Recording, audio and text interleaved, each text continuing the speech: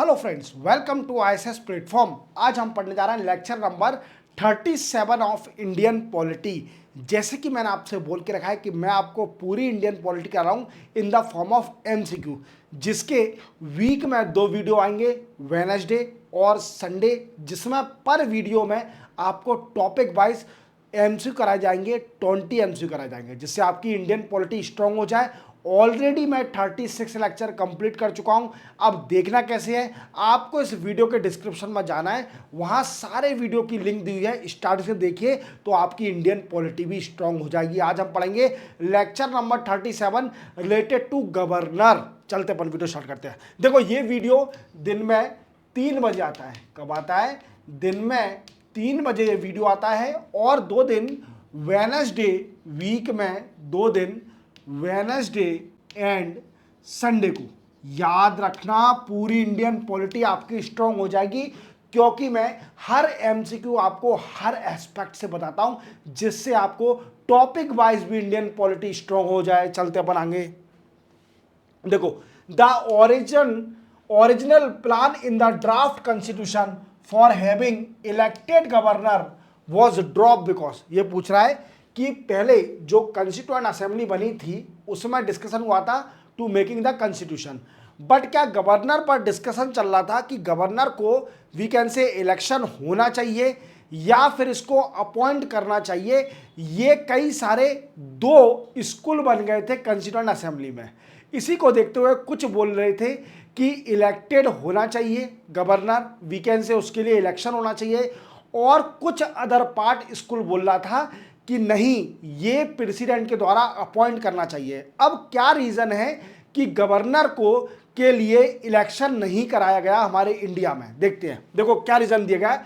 It would have meant another election. बिल्कुल definitely है। अगर दूसरा इलेक्शन होता है, जैसे आप जानते हो कि इंडिया में इलेक्शन होता है तो उस पर बड़ा एक्सपेंडिचर खर्च होता है, इवन कई सारा फंड भी खर्च होता है, इलीगल एक्टिविटीज भी होती है, और it is difficult to manage the huge amount of election India में, क्योंकि जानते हो आप कि 1.4 बिलियन पॉपुलेशन है, और इन सभी का इलेक्शन कराना गवर्नर का बड़ा ही डिफिकल्ट है, रिट्रेटेड। क्लियर? तो क्या एक्सपेंडिचर खर्च होगा, ये भी एक रीजन है कि बार बार इलेक्शन नहीं करा सकते। Clear? The election would have been fought on major political issue. ये कोई मेजर रीजन नहीं है। सेकंड, क्लियर, पॉलिटिकल इशू पर नहीं है। The elected governor might have considered himself superior to the chief minister. बिल्कुल, क्योंकि क्या है कि अगर चीफ मिनिस्टर के इलेक्शन होंगे फिर इसके बाद गवर्नर के इलेक्शन होंगे, तो दोनों में कॉन्फ्लिक्ट हो सकता है कि कौन सुपेरियर है, किस पर हायर ऑथोरिटी है, because both are elected by the people. Clear? The governor had to function under parliamentary system. Clear? First and we can say fourth, first, third, fourth इसका करेक्ट आंसर है। यही reason है, the governor had to function under parliamentary system, parliament system के अंदर काम करना चाहिए। That's why governor are appointed by the president. Clear? याद रखोगे।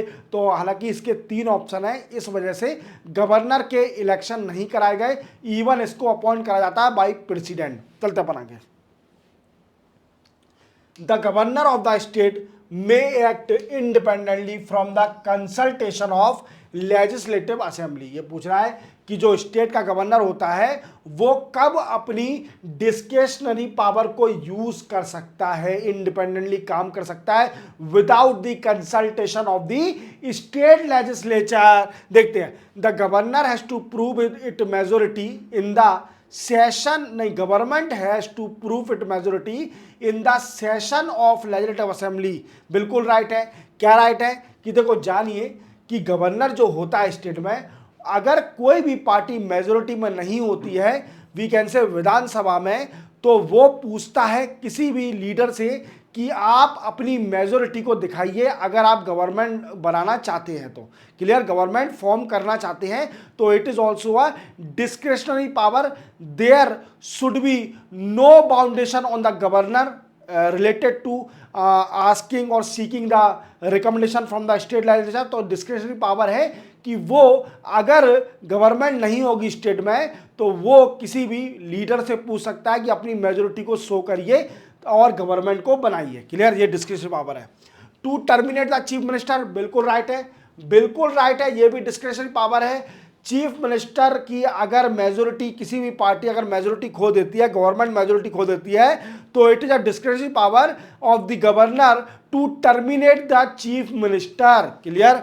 There after to reserve a bill for the consideration of president of India, बिल्कुल right है। तीसरा भी इसलिए सही है क्योंकि under article number 200 the governor shall reserve any state bill for the consideration of the president. It is also a discretionary power.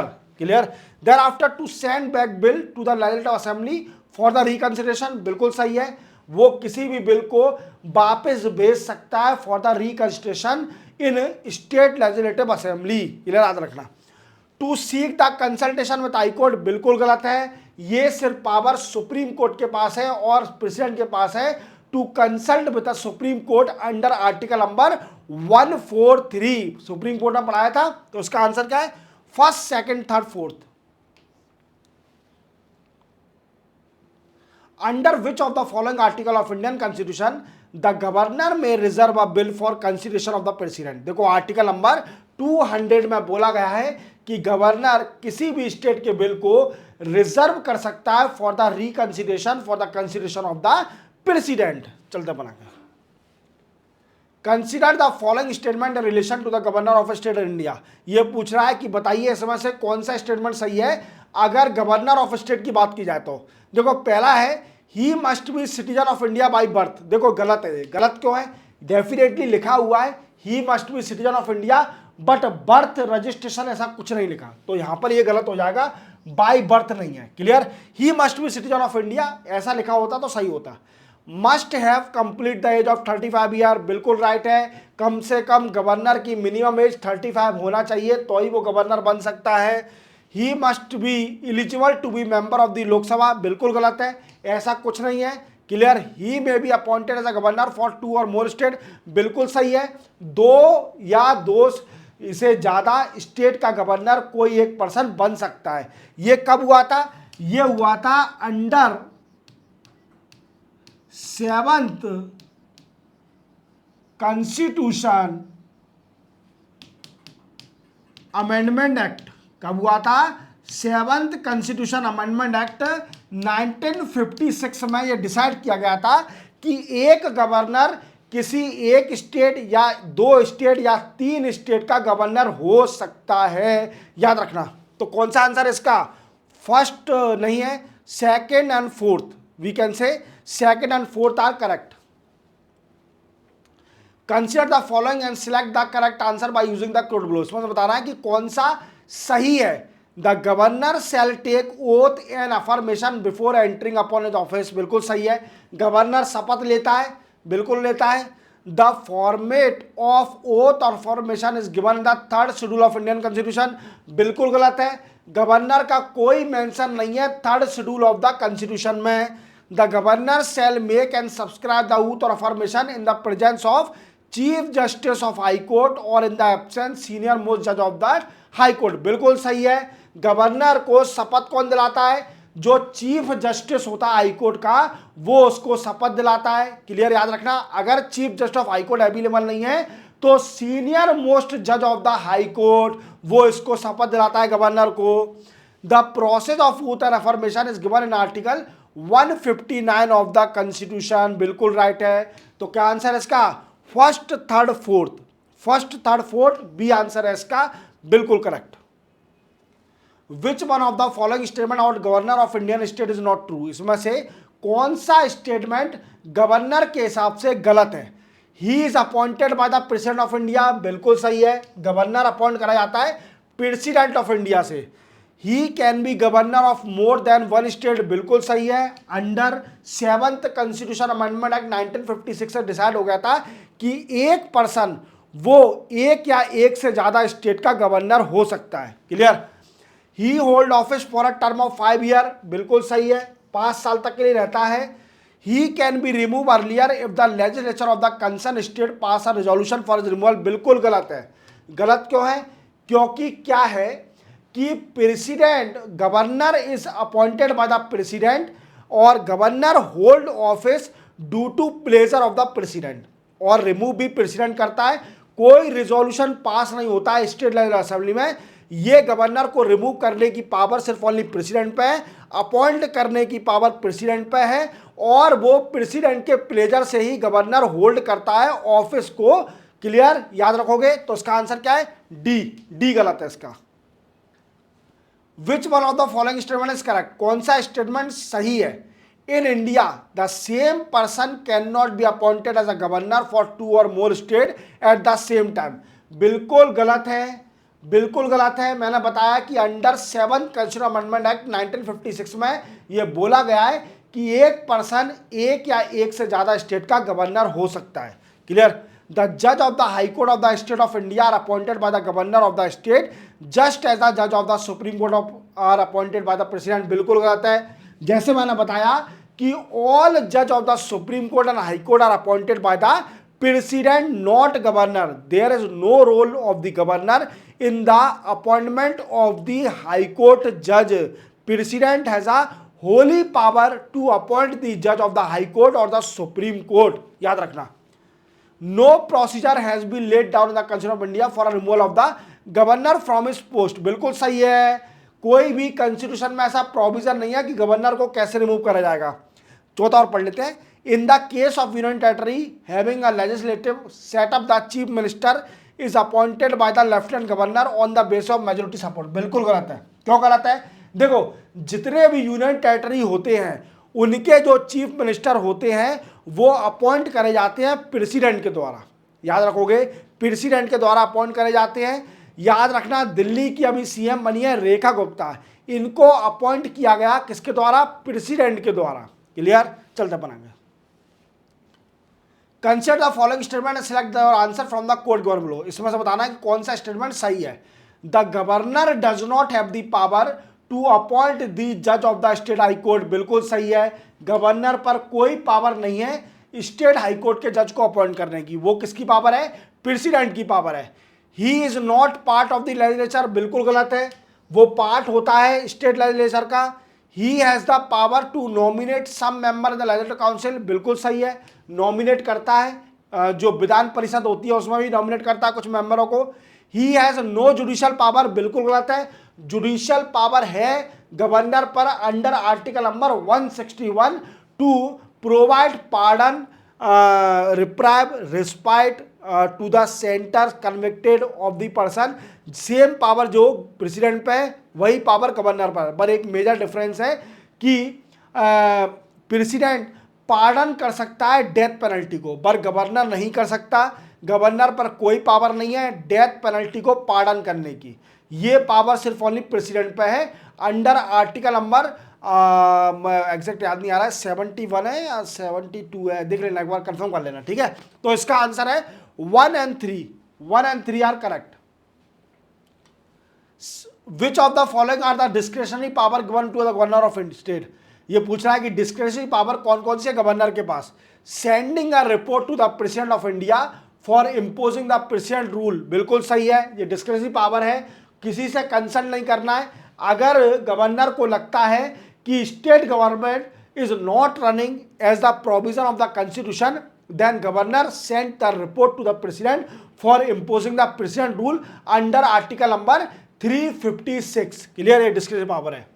Appointing the minister बिल्कुल नहीं है, ये डिस्क्रिशनरी पावर नहीं है। अंडर आर्टिकल नंबर 164 ये लिखा गया है कि chief minister is appointed by the governor and all other minister appointed by the governor on the advice of chief minister. तो एडवाइस का वर्ड आ गया, तो ये डिस्क्रिशनरी पावर नहीं है गवर्नर की। Reserving certain bill pass by the state legislature for consideration of the president of India. बिल्कुल सही है। Under article number 200 governor can reserve any bill for the consideration of the president. Making rule to conduct the business of the state government. बिल्कुल गलत है, consult करना पड़ेगा। First and third are correct. The approval of ordinance promulgated by governor is necessary. देखो क्या है कि ordinance power क्या होती है। देखो क्या होता है, जब हाउस सेशन में नहीं है, कोई भी हाउस या पार्लियामेंट हो या स्टेट का हाउस हो, अगर वो सेशन में नहीं है बट पब्लिक इंपोर्टेंस की रिक्वायरमेंट आ गई है, अर्जेंट पब्लिक इंपोर्टेंस। तो गवर्नर और प्रेसिडेंट में पावर है कि वो ऑर्डिनेंस पास कर सकते हैं same as a bill, ordinance same as a bill. जैसे ही प्रेसिडेंट पास करता है, प्रेसिडेंट पर पावर है ऑर्डिनेंस पास करने की अंडर आर्टिकल, उनके लिए आर्टिकल है कौन सा है, 123 आर्टिकल याद रखना। और गवर्नर पर कौन सा आर्टिकल है, गवर्नर का कॉन्स्टिट्यूशन में आर्टिकल है 213 आर्टिकल। ये दो आर्टिकल से दोनों अथॉरिटी ऑर्डिनेंस पास करती है। देखो, the approval of ordinance promulgated by governor necessary, governor को अप्रूवल किसका चाहिए अगर ऑर्डिनेंस पास हो गया, प्रेसिडेंट का नहीं चाहिए। स्टेट लेजिस्लेचर का अप्रूवल चाहिए। क्या है कि ऑर्डिनेंस पास करने के बाद स्टेट लेजिस्लेचर की पावर है कि वो ऑर्डिनेंस को कंटिन्यू भी कर सकती है और टर्मिनेट भी कर सकती है। क्लियर, चलते अपन आगे। The governor of a state, governor क्या है, is appointed by the president, बिल्कुल अपॉइंट करा जाता है प्रेसिडेंट के द्वारा। Hold office during the pleasure of the president, बिल्कुल। Is the head of the state executive power, बिल्कुल।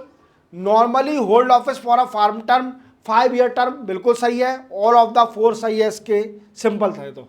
विच of the following statement out of state governor is not true, कौन सा स्टेटमेंट स्टेट गवर्नर के हिसाब से सही नहीं है। He is a part of the state legislature, बिल्कुल सही है, पार्ट होता है।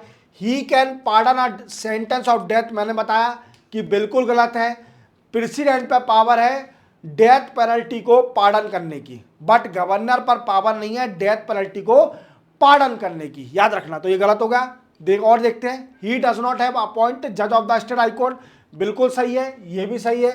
He has no emergency power, बिल्कुल गलत है, बिल्कुल सही है। इमरजेंसी पावर नहीं है गवर्नर पर, सिर्फ ओनली इमरजेंसी पावर किस पे, प्रेसिडेंट पे। कौन कौन से आर्टिकल है, article number 352 that is called a national emergency, article number 356 president rule, and article number 360 financial emergency, याद रखना। तो गलत कौन सा है, he can pardon a sentence of death.